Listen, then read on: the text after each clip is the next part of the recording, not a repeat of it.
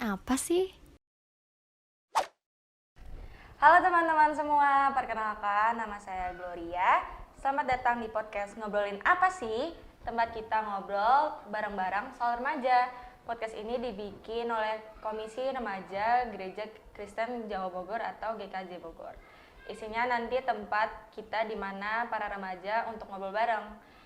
Yang dewasa juga boleh kok ikut ke podcast kita nanti. Oke, nah di podcast kali ini kita mau ngobrolin apa sih?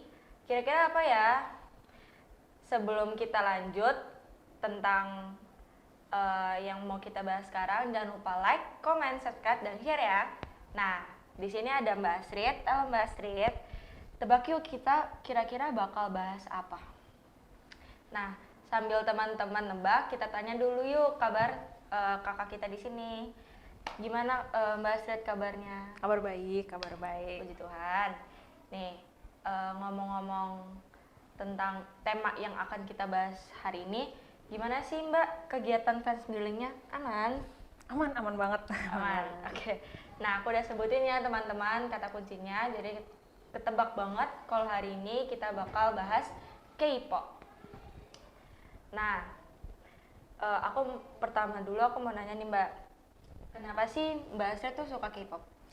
K-pop itu kalau menurut aku ya lagunya itu sangat memberi semangat, sangat temponya juga kan cepat gitu kan. Terus habis itu lagunya enak didengar, gampang didengar, dan juga itu yang paling aku suka itu adalah karena lagunya selalu menyemangati kita gitu. Jadi kayak setiap mendengar malah jadi tambah semangat belajar, tambah semangat kerja, tambah semangat ngerjain tugas. Itu menurutku sih enak, suka banget sih karena itu memberi semangat. Benar banget sih, K-pop itu bisa bikin kita bersemangat untuk menjalani aktivitas kita sehari-hari. Ngomong-ngomong, siapa sih idol yang Mbak Astrid sukai, yang terkhususnya biasnya Mbak Astrid sekarang? Kalau idol yang aku sukain ya sekarang, itu sekarang lagi suka sama BTS. Nah, kalau ditanya ada bias yang secara khusus ini agak susah dijawab nih, karena soalnya semuanya disukai ya. Jadi kalau tergantung bulan apa sih kayaknya. Kalau bulan ini sukanya sama member yang ini, bulan depan mungkin sukanya sama member yang berikutnya. Jadi di rolling aja terus, jadi nggak ada bias tapi semuanya disukai. Tergantung era ya? Tergantung era, betul banget. Nah, kakak tuh suka BTS karena apa sih? Karena sih ini mungkin orang-orang udah pada banyak yang tahu ya kalau BTS tuh kan terkenal banget. Tapi sebenarnya tuh aku suka BTS tuh lebih karena lirik lagu-lagunya itu bagus, dan apalagi yang zaman at some point dulu 3 tahun yang lalu, 4 tahun yang lalu, mereka banyak lagu-lagu tuh yang nggak cuma terbatas tentang cinta, biasanya kan gitu ya, lagu-lagu tuh kan zaman sekarang pop, terutama nggak K-pop doang kan, pop tuh banyak kan lagunya lagu cinta, patah hati, selalu senang gitu kan, tapi mereka juga ngebahas lagu-lagu di luar itu, dan aku suka lirik-liriknya yang ngomongin tentang perjuangan anak muda waktu itu. Nah, kalau dari Mbak sendiri tuh, Mbak tuh sebutin apa sih sama K-pop? Kalau sekarang sih udah nggak bucin-bucin banget ya, tapi kalau dulu kan pasti pas lagi awal-awal suka tuh mulai di save-savein nih fotonya, fotonya bagus, di save, fotonya bagus, terus habis itu udah sering-sering browsing, cari info ini biodatanya kayak apa, itu kan dulu tuh awal-awal pasti gitu, habis itu nanti udah mulai lanjut nih, beli albumnya deh, sampai beli album. Paling parah itu dulu sih bucinnya, kalau sampai titik tertinggi bucinnya tuh aku sampai bela-belain ikut official fandomnya yang di Korea, daftar dipakai bahasa Korea kayak gitu, sampai sebucin itu pernah sih, tapi sekarang sudah tobat, sudah dikurangi pelan-pelan gitu. Itu agak harganya juga gak macam-macam kan Kak kalau misalnya gitu? Tapi emang nggak, kurang lebih sih harganya sama kayak beli album sih menurut aku, tapi memang daftar kayak gitu pasti ada merchandise yang kita dikirimin tuh, dan lumayan kok, ada kartu keanggotaan, terus ada beberapa merchandise yang ya istilahnya edisi khusus kalau ikut official fan clubnya. Oke. Kalau gitu sebenarnya sih aku salut sama K-popers karena fansnya K-pop tuh selalu berjuang keras buat mendukung idolanya. Tapi idolanya sendiri nggak kalah berjuang nggak sih Mbak? Kayak apalagi yang dunia entertainment itu, apalagi dunia entertainment Korea itu sangat banget keras. Pernah dengar gak sih Kak perjuangan artis K-pop yang keras, yang berat gitu? Boleh diceritain?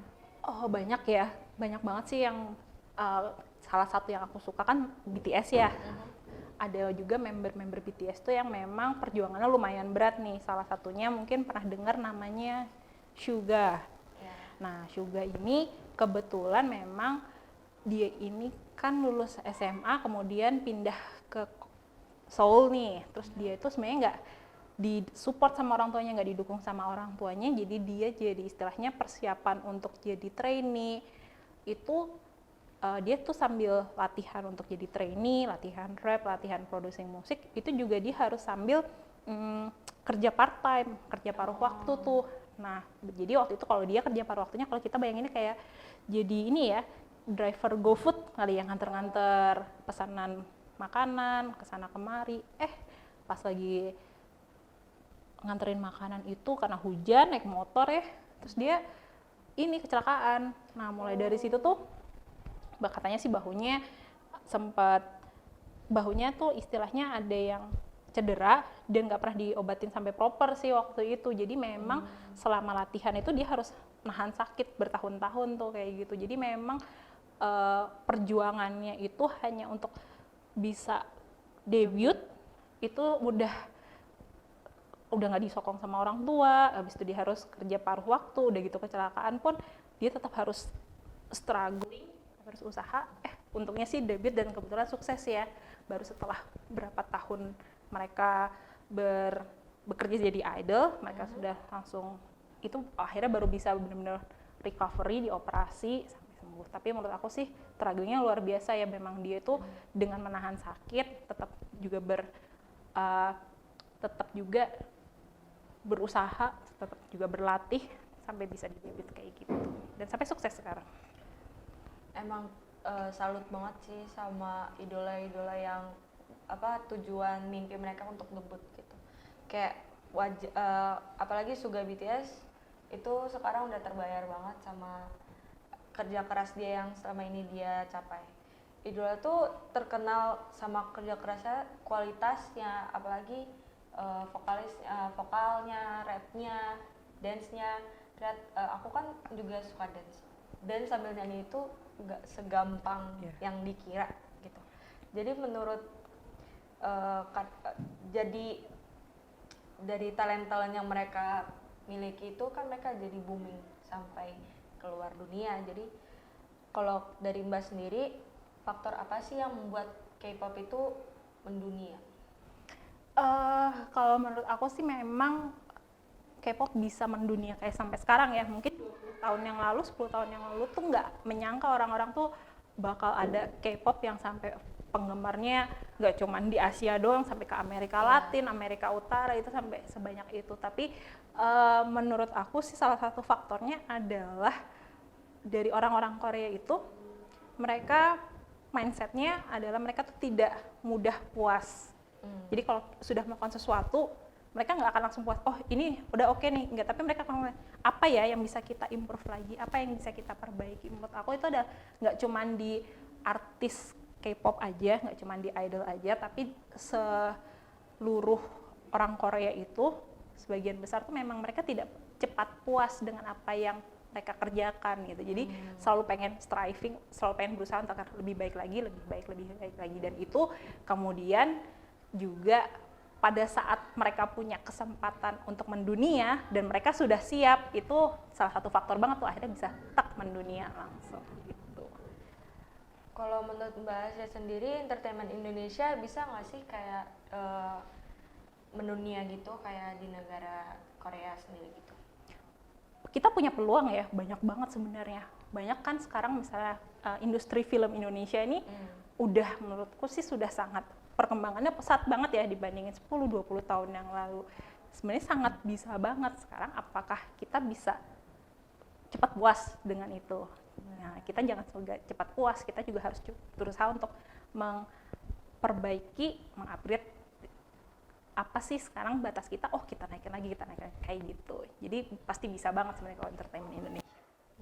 Ngomong-ngomong soal budaya yang ada di Indonesia ini, kan banyak yang di luar K-popers tuh bilang kalau si K-popers ini itu tuh anti Indonesia, nggak sayang sama cinta air, nggak cinta sama Indonesia. Kalau menurut Mbak sendiri itu gimana?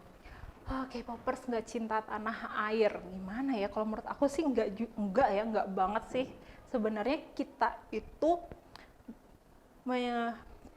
suka K-pop itu bukan berarti istilahnya kita langsung memalingkan muka dari Indonesia, enggak ya, toh kita juga kan tinggalnya di Indonesia, hidupnya di Indonesia, KTP-nya Indonesia kalau udah punya KTP ya, kalau belum ya kalau ada yang KTP Indonesia, paspornya Indonesia. Dan jujur ya, kalau apalagi nih kalau misalnya dengerin K-pop, tapi kalau misalnya lagi tahun 2021 kemarin tuh pas Olimpiade misalnya, atau misalnya pas pertandingan bulu tangkis itu, saya orang Indonesia tuh tetap semangat banget ngedukung timnas kita, mendukung atlet-atlet Indonesia.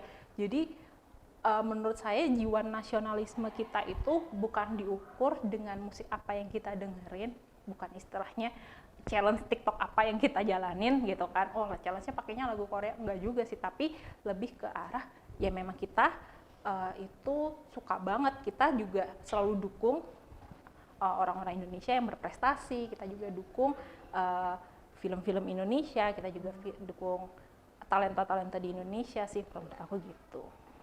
Nah, jadi K-popers itu belum tentu kita tuh anti Indonesia ya, teman-teman.